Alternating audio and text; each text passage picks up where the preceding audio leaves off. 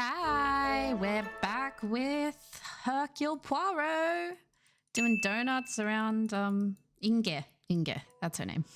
Okay, so I believe we had to do the blackmail, yes. So we know Margot has links to several staff members. And there's this hidden room that people keep talking about, which the staff should know, right?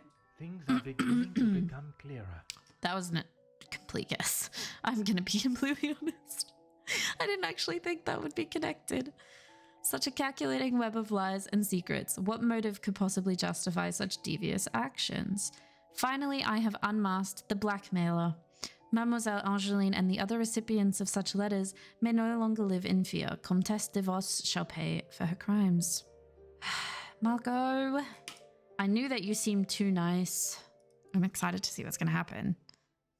Angeline!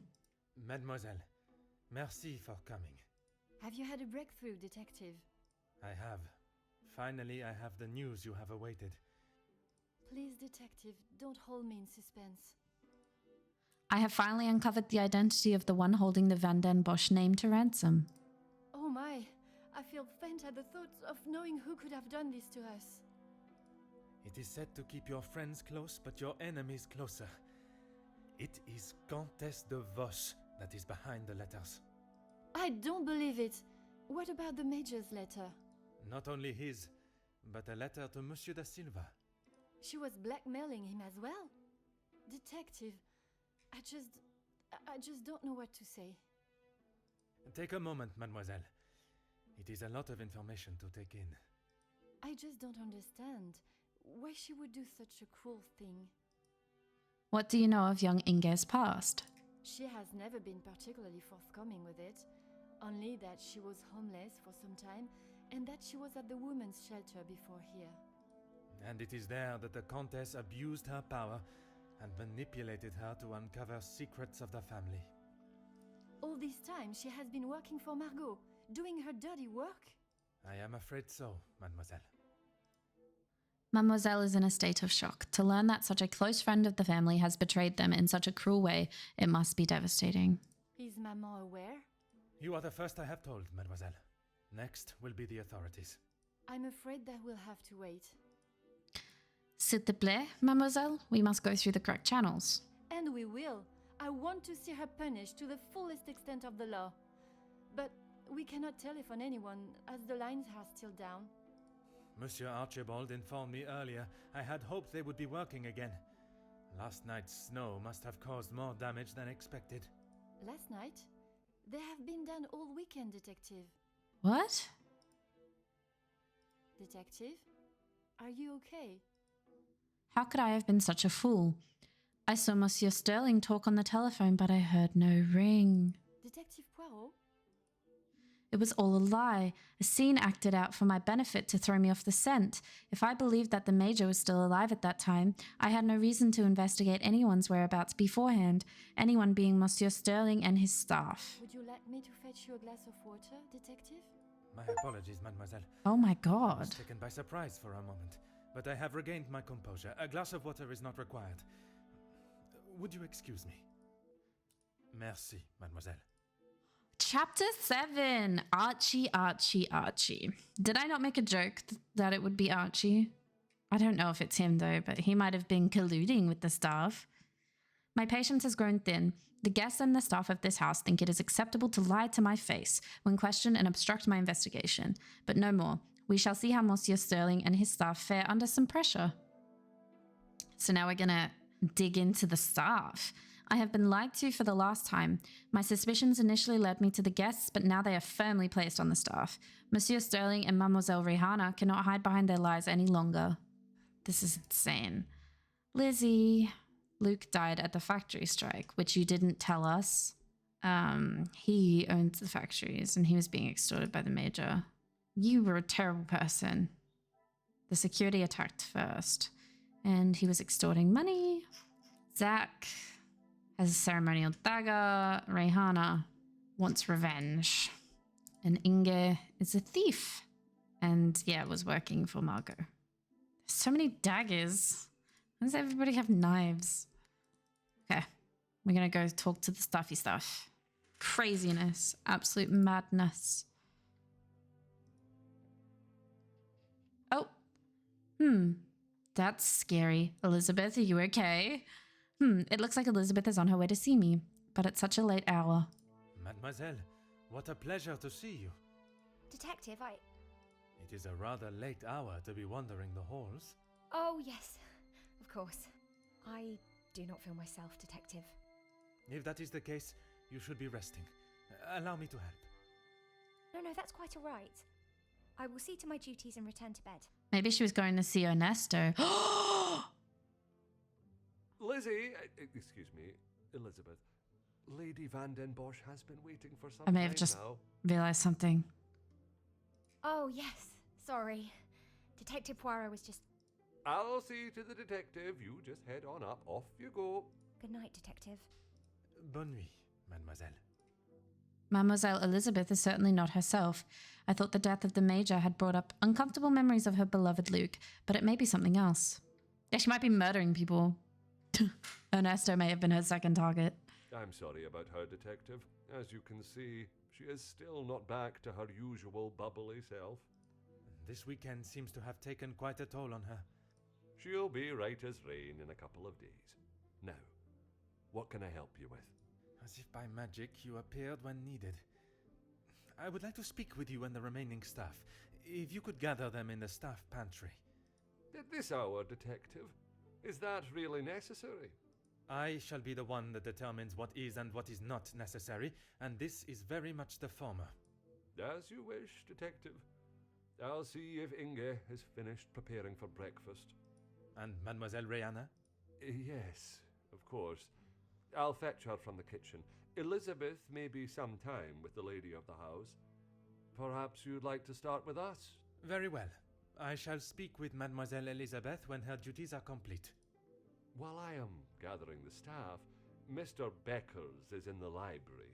If you wish to join him, I could bring you both a nightcap. I wish to keep a clear head, but there is something I wish to discuss with Monsieur Becker. This is my opportunity to confront Monsieur Beckers about his dealings or lack thereof with Monsieur de Silva without being disturbed. Yes, but also I am not accepting any drink from Archie. I do not trust that man now. You can't trust anyone these days. Where is he? Oh, here. What up, Hugo? Monsieur Beckers, it is rather late. The other guests have already retired to their rooms. I didn't even see the time. It's easy to lose oneself in a library this impressive. That is something we can agree on, monsieur. I suppose I should be heading? Un moment, monsieur. There are some matters that we must discuss. Oh, what is it, Detective? I was wondering, did your speech go the way you expected? My speech? I'm not sure what speech. You may save your false ramblings for your next audience. I am aware you spoke with the Major yesterday. Whoever told you that has it wrong, Detective. Please, monsieur. The truth. Okay, fine. Yes, the Major and I spoke, but it was not for long. What was the manner of your conversation? From what I understand, it was not a light-hearted chat. I was trying to convince him to speak with Ernesto. It's time we brought the strikes to an end.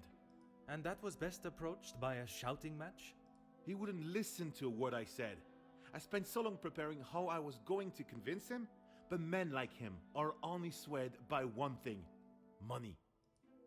Monsieur Beckers is not wrong. Had he tried to grease the Major's palm, perhaps he would have been more successful. It is said that money is the root of all evil, but it can also be a rather powerful bargaining chip. Well, he was bargaining with people's lives. If he had acted sooner, none of those men, my men, would have to die. The Major oversaw security at the factories. Could he have done more to stop the strikes turning violent? Well, they attacked first, so I don't know. I did not realize your relationship with Mademoiselle Conrad was so business-oriented.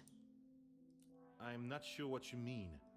Her proposal to make you somewhat of a star, a figurehead for the working man, what would you call that? There was certainly no talk of making me a star. That is not the type of man I am. She wanted to write a piece on my work with the union, and I was happy to oblige. Monsieur Beckers has always appeared to have the worker intentions at the forefront of his decisions, but perhaps the thought of being remembered for something great was too much for him to pass up. I understand Monsieur de Silva had prepared a deal. A deal? It was an insult. And that is why you did not sign it? I didn't sign it because the workers deserve so much more, not his pathetic attempts to get them back to work.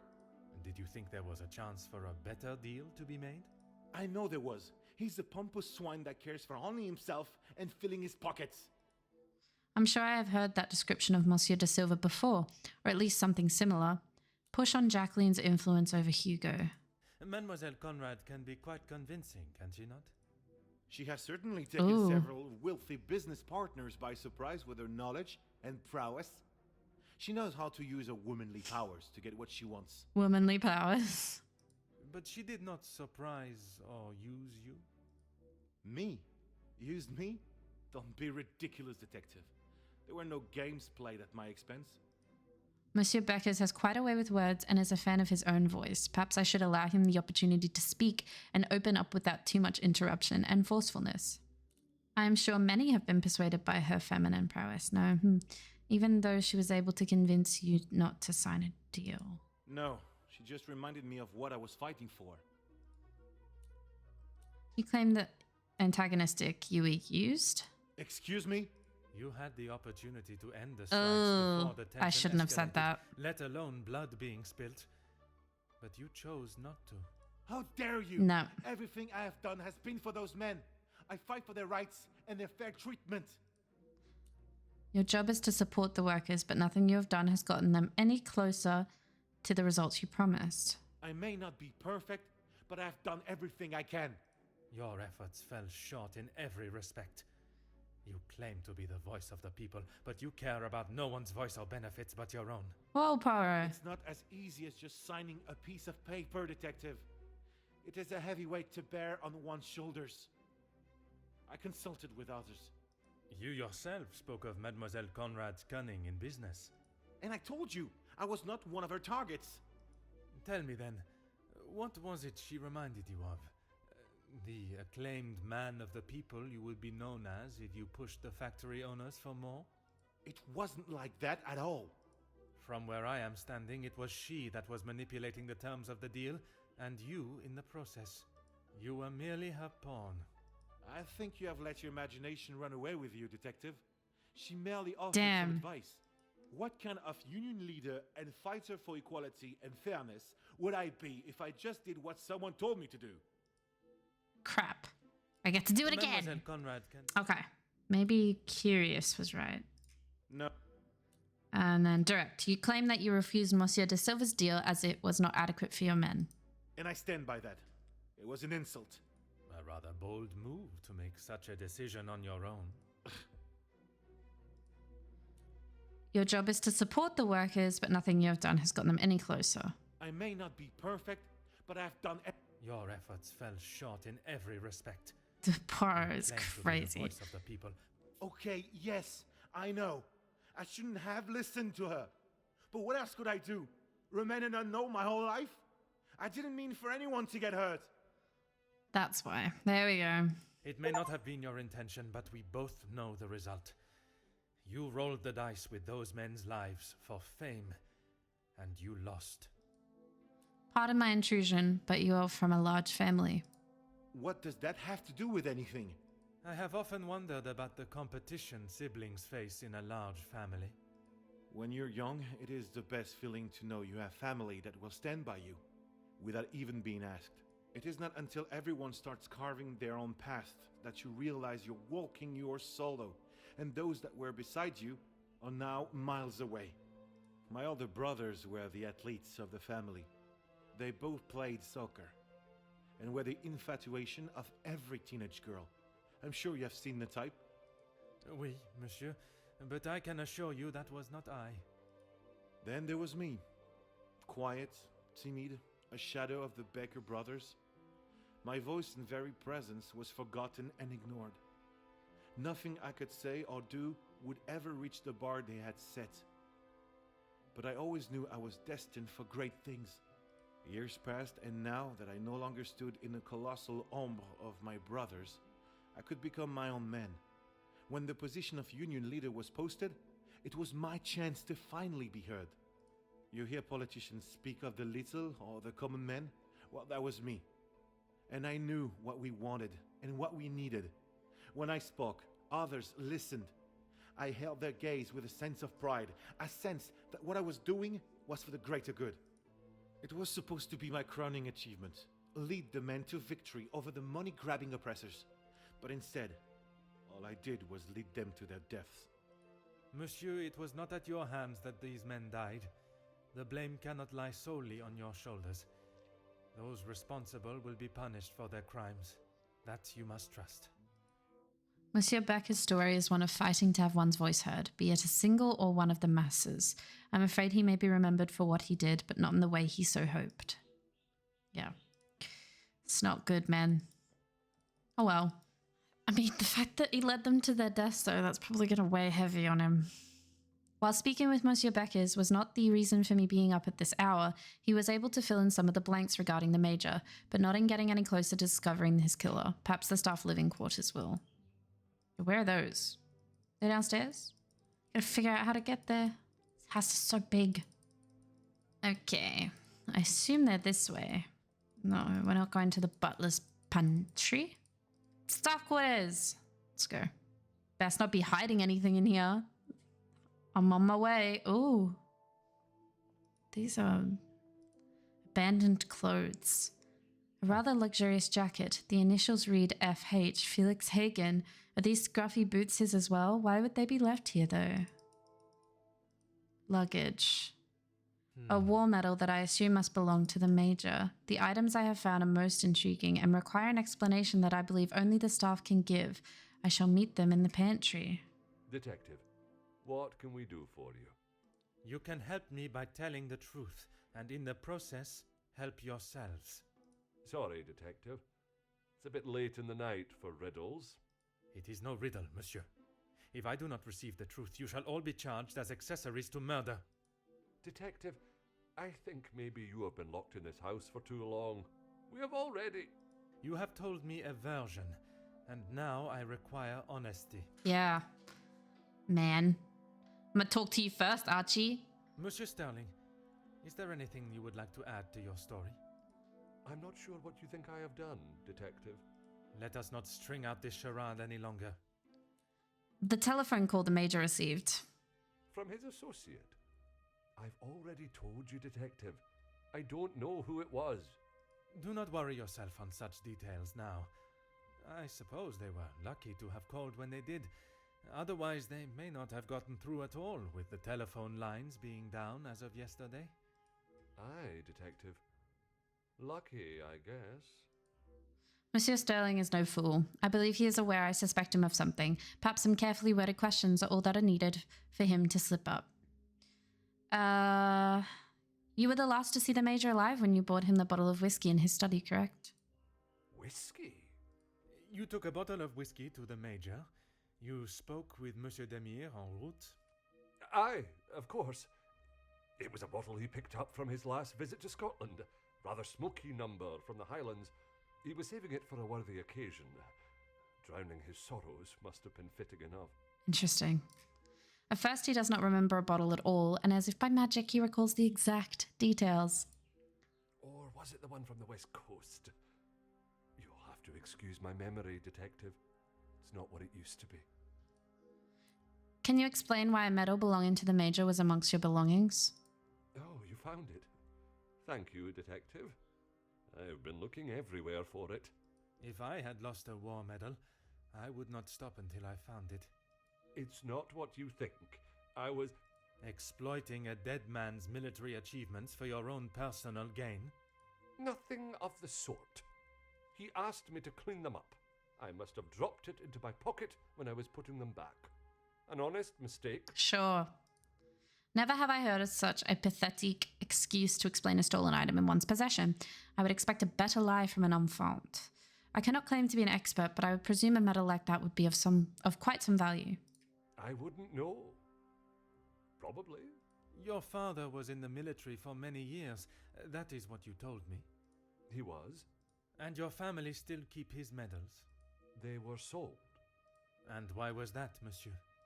Is my family on trial now, Detective? Only you, monsieur. And I repeat my question. Because we needed money. Voila. Monsieur Sterling was well aware of the medal's value when it found its way into his belongings. You claim the Major asked you to clean his medals for display purposes? No.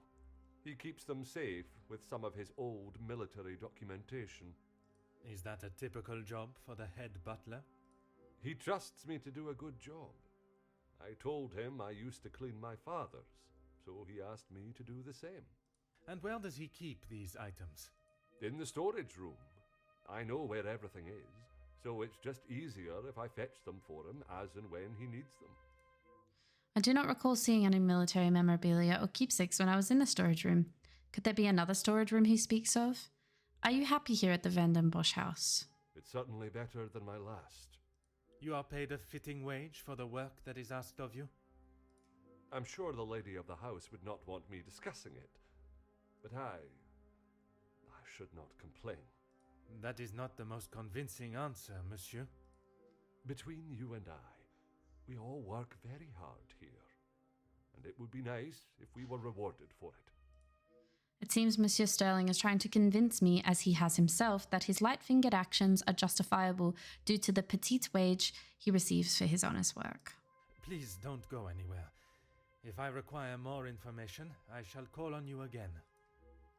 Okay. Inge. Mademoiselle, I shall keep my questions brief. I don't know what else I can tell you.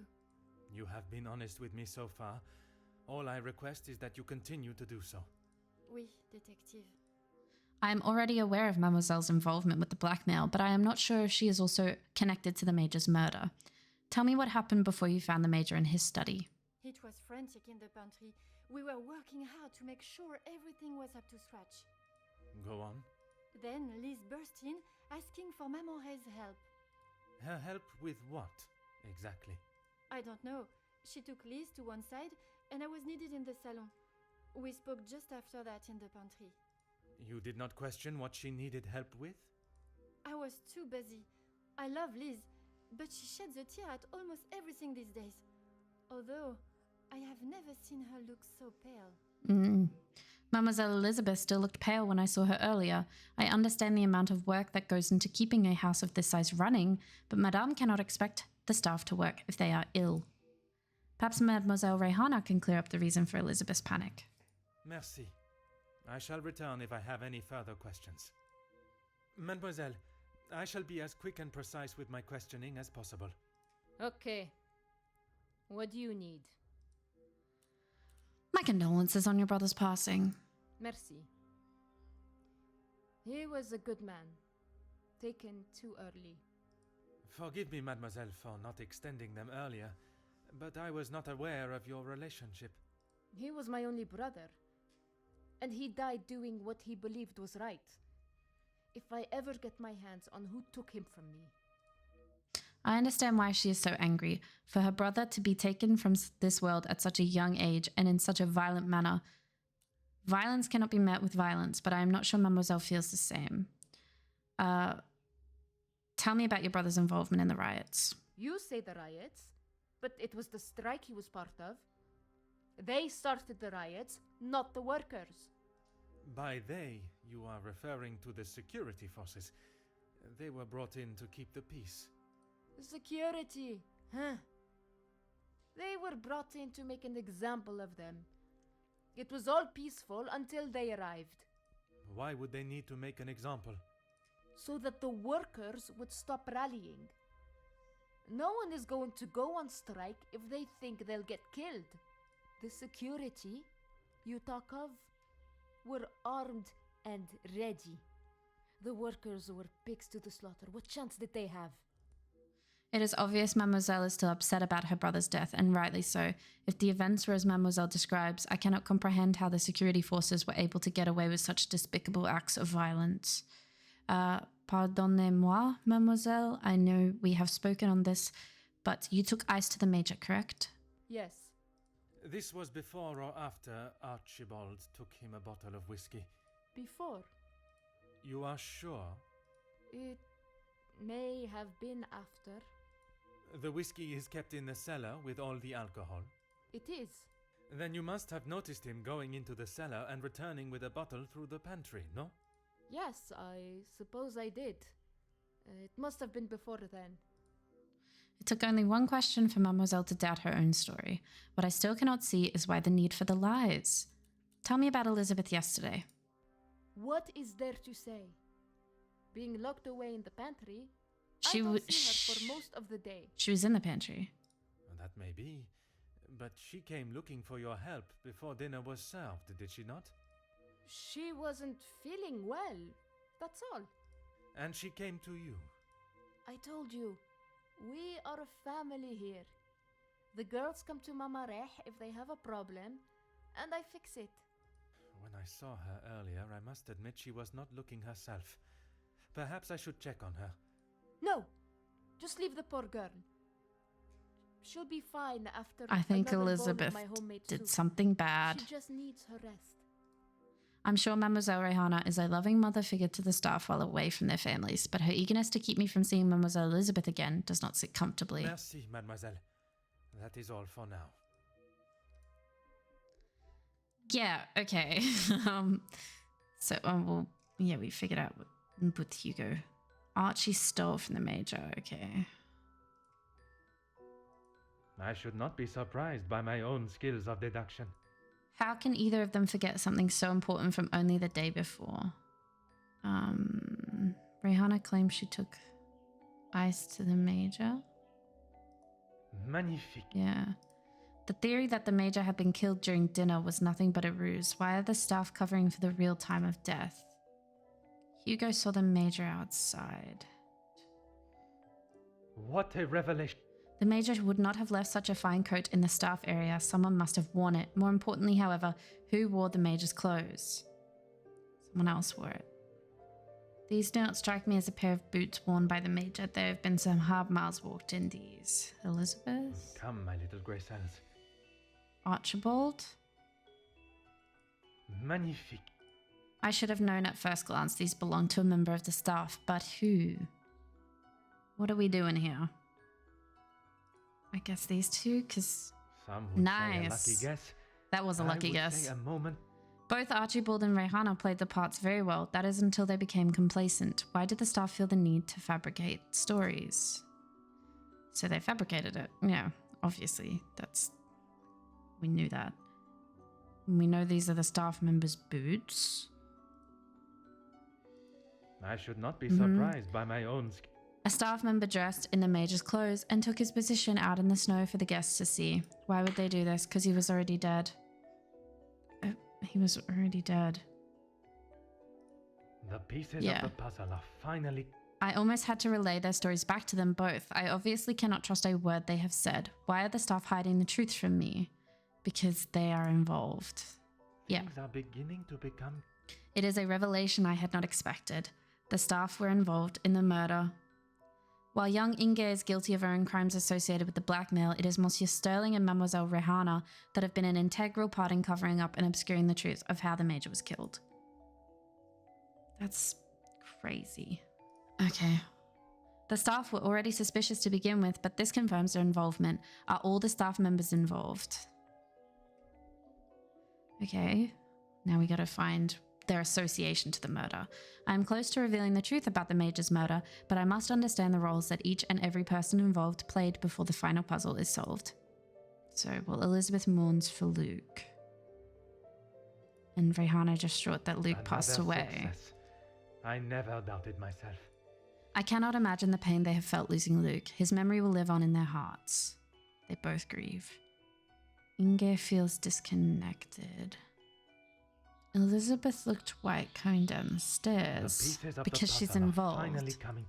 Elizabeth looked pale and the other members of staff were busy with their duties. She must have found the body, but did she play a part in the murder? Elizabeth found the body. Rehana helped. Another success. Although her duties are primarily focused in the kitchen and pantry, I don't recall seeing her. I should not be She surprised by my own interrogated him. skills of deduction. Impersonating the Major was Rehana's role in the plan. Why was it necessary? I am not sure of yet. Why did she feel the need to cover for Elizabeth? What a revelation. Archibald's acting skills came into play to cover for a member of the staff, but who? So he was also helping her. Things are beginning to become... The stage phone call was Archibald's assignment. He went to great lengths to protect Elizabeth, but why did he feel the need to cover for Elizabeth? Magnifique. I'm confident Inge isn't part of the cover-up that has clearly been a focus for the other staff. While young Inge is guilty of her own crimes associated with the blackmail, it is Monsieur Sterling and Mademoiselle Rehana that have been an integral part in covering up and obscuring the truth of how the Major was killed. Yeah. I now have all the pieces of the puzzle. I must return to my room and place them together until the result reveals itself. Oh my god, are we coming up to the end? It is time for my little grey cells to go to work. I am so close to uncovering the truth. I think Elizabeth killed him. Man. Okay. So, Rehana was covering for Elizabeth. These ones go together. Some would say a lucky guess. I would say a moment of genius. How could I have allowed this to slip through my grasp? Elizabeth is the murderer. Yeah. Oh my god. Elizabeth. I cannot believe I did not see it, blinded by my own trust. When I look back now, the clues were there, staring me in the face. I spent my time chasing connections between the guests. Their motives and agendas were more than enough to raise suspicion, but while distracted by them, I failed to notice the one absent member of the household. What I still cannot grasp is why. I promised myself that after that fateful day in the capital, I would not let my judgment steer me adrift, but once again, it is I left looking the fool. There is nothing more than can be done tonight. I must at least try to rest my head in preparation for confronting Mademoiselle Elizabeth in the morning. I know why. She killed him because he's the reason that Luke is dead. The Truth, Chapter 8. What in the world? Has an elephant escaped and made its way to the second floor? It sounds as though it is coming directly from above me, but that is the storage room. Oh. Quickly. We need to get upstairs. It's still nighttime too.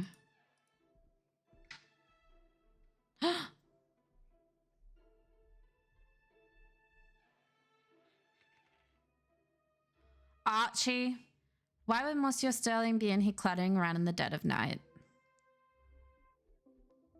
Oh, investigate his behavior. Archibald is up in the middle of the night making some amount of noise. I must find out the extent of his behavior. Ah, Archie. Monsieur Sterling. Oh, Detective, I was just... Please, I eagerly await to hear what reason you give for being in the storage room at this hour. A butler's job is never... I am no fool, monsieur. You have spun enough stories this weekend. Honestly, Detective, you don't trust anyone. And with good reason. My patience is all but run out. What are you doing in here? I've been thinking about my time with the family. I often think on fond memories, but it does not take me to a storage room in the middle of the night. There are many memories held within these walls. I just wanted to see them again. Monsieur Sterling sounds as though he has plans on leaving the house. It sounded as though you were moving furniture in here. I didn't realize the noise I was making. Obviously. Were you preoccupied looking for another of the Major's medals? Of course not. I already explained. No, monsieur. You attempted to dupe me again into believing one of your stories. Please, Detective. I know you know how it ended up in my possession. I was just trying to get some extra money together to send home. Theft of a medal would sorry. be the very least of your problems. You have done nothing but deceive and abuse your position in this house. Deceive? I'm sorry that I lied to you about the medal. Even when confronted, Monsieur Sterling still remains steadfast and refused to acknowledge what he has done. Would you care to explain the fake telephone call? It was purely for my benefit, no? Why would I fake a telephone call? The same reason that Mademoiselle Rehana dressed in the Major's jacket in the snow, to allow not only the guests but me to believe the Major was still alive. I didn't kill him, Detective. I know, monsieur, but I also know that you helped the one that did to cover their tracks. It wasn't like that. We were just trying to help. She had no part in it. Both you and Mademoiselle Rehana risk your freedom to help Elizabeth. You never let on. How long have you known it was her? Monsieur, I am Detective Hercule Poirot. I only show my hand when I deem it necessary. You will be taking her away then. She will stand trial for what she has done. But you don't know the full story. She is just a servant in this house. If she is arrested, that will be the end for her. If Mademoiselle was only protecting herself, as you both have claimed, she will surely be found innocent. You have still not explained what you were doing in here. The Major's military storage box. The one that stored his medals. Amongst other things, yes. And those other things are? I had to protect her. If you found it when searching the study, you would have carted her off then and there. Whatever it is you have hidden, it will not remain that way for much longer. Monsieur Sterling is obviously hiding something. I should perhaps conduct my own search for it instead of relying on his cryptic messages. I need a moment. Aha. One of the many saint carvings from around the house, abandoned in a box. Why is this saint carving in here? Because there's a hidden room.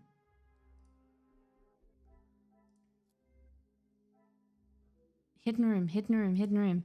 Remember? Because there was only Magnifique. 6 and there's 7 saints. The detached carving may relate to a door in this room. This would explain Archibald's presence. Things are beginning to be... Archibald must have hidden items in the secret room. I presume this exists within here somewhere. It's behind here. It's been moved. I should have noticed the markings on the floor. Aha! A hidden room. It seems there are more secrets in this house to discover. The Major's military service box. It contains letters and keepsakes. An expensive-looking lighter. It looks to have unfortunately been through a war.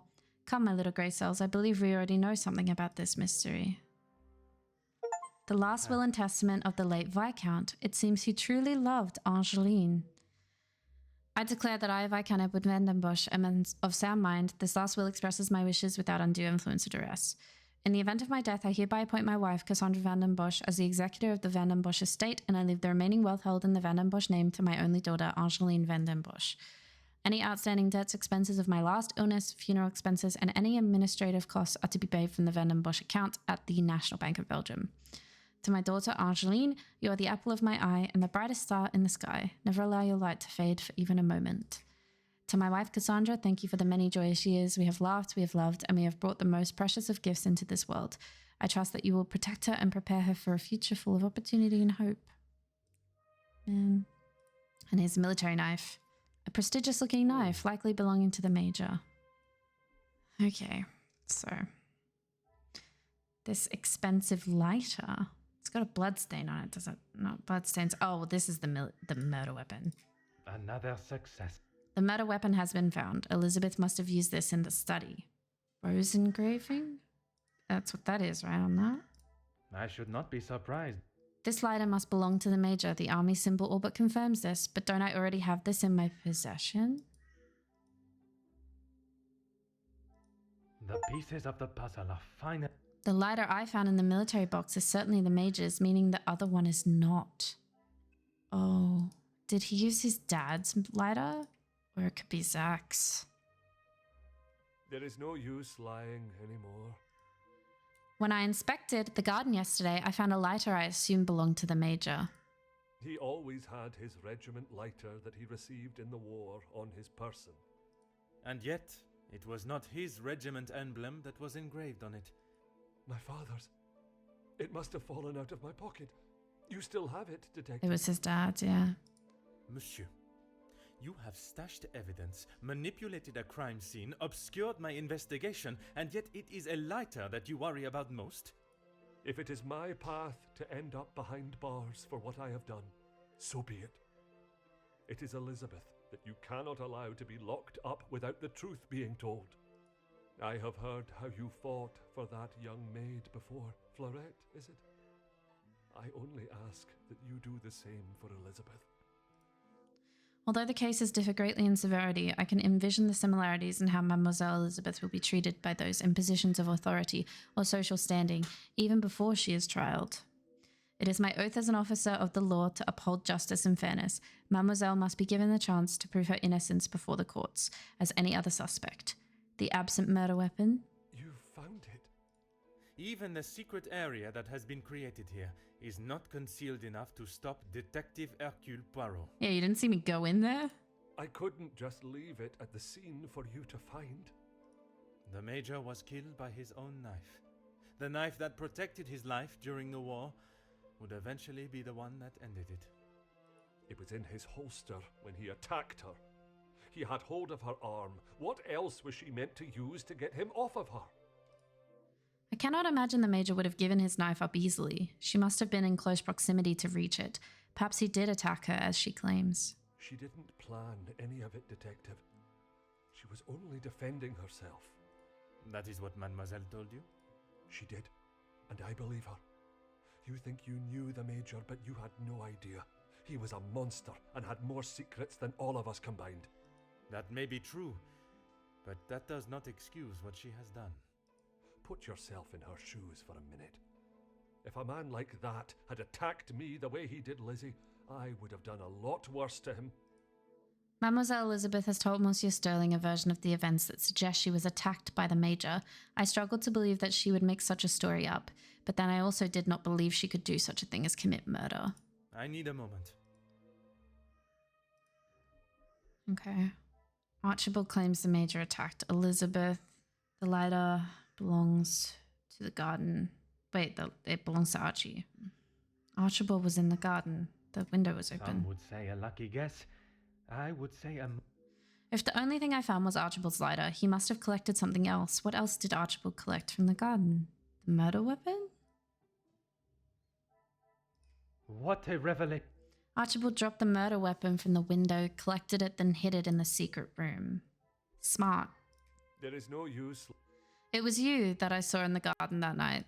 When you asked me yesterday about seeing someone out there, I thought the game was up. That does not explain what you were doing out there. When Lizzie took me to the study, the knife was still in the Major's chest, and I knew I had to get rid of it. I dropped it out of the window, knowing no one would be going outside. It was fine for the time being, but I couldn't risk it being found when the snow melted. So you collected it under the cover of darkness and stowed it away in here where you thought no one would find it. After your questioning in the pantry, I knew you were onto something, and I couldn't leave it here. And where did you plan on moving it to? Honestly, I don't know. Collecting the item and hiding it to save Elizabeth, he must truly want to protect her from the law. Archie. Well, yeah, we found out the knife is the murder weapon. Now we need to figure out why. There is no use I have one last question. Why? Why what? Why I would risk everything to help Lizzie? Exactement. Because she is family. If you were in that position, you would do the same. I can assure you, monsieur, that I would not. Then perhaps that says something about you, Detective. I would do anything for her. For any of my staff. Even if it means crossing the boundaries of the law? Without question. The lengths that Monsieur Sterling would go to protect someone he considers family is admirable, but when those lengths break the very laws that are in place to protect the innocent, they cannot be ignored. I ask that once your morning duties for the ladies of the house are complete, Mademoiselle Rehana and yourself wait in the staff quarters. Aye, Detective, but please, you have to help Lizzie. It was all an accident. She doesn't deserve to spend the rest of her days behind bars because of that man. If she is put behind bars, it is because that is what the courts have decided upon. Detective, you can't be so cruel. It is not cruelty, monsieur. It is the law. It's the law. After all those further revelations, my mind is as busy as Monsieur Goulet's chocolate shop. I have all of the pieces of the puzzle to deduce why Elizabeth killed the Major. Now I must allow my little grey cells to put them together.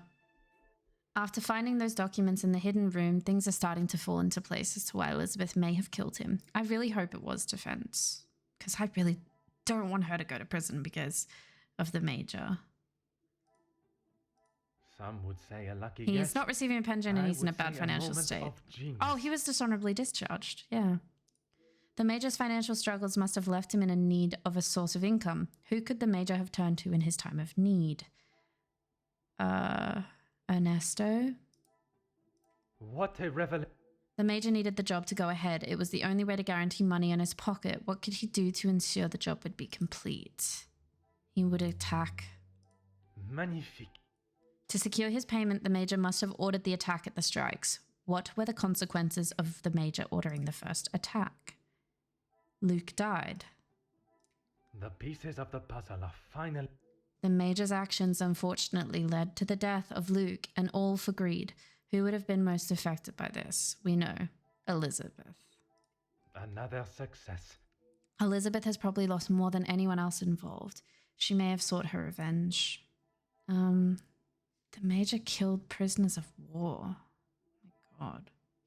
The Major paid the blackmail because he killed war prisoners? Things are beginning to be... This information would have destroyed his reputation if unveiled, a strong motive for blackmail. Elizabeth doesn't seem like the vengeful type, but all signs are pointing to her seeking revenge for her beloved Luke. He was committing war crimes. Oh my God. If I am to confront Mademoiselle Elizabeth, I must be at my best and my little grey cells at their most alert. It is time to at least try and rest.